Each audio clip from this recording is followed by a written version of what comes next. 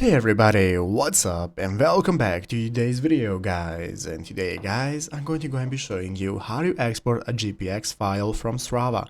This is a very simple thing to do, so make sure that you watch this quick and easy video till the very end and follow my steps correctly so you can make sure that this works the same for you and you can do this yourself.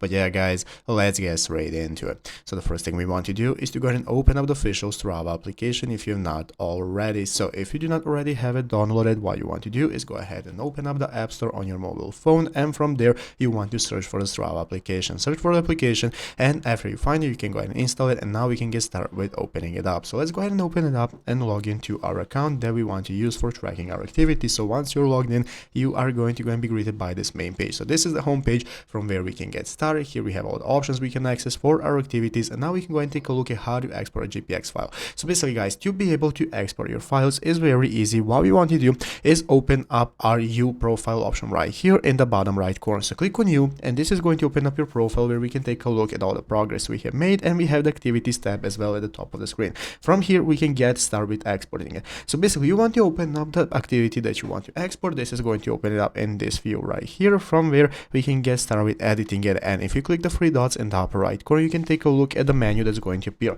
So here you have the option to edit activity, crop it, and so on, and basically you can save the root and you can export as GPX file.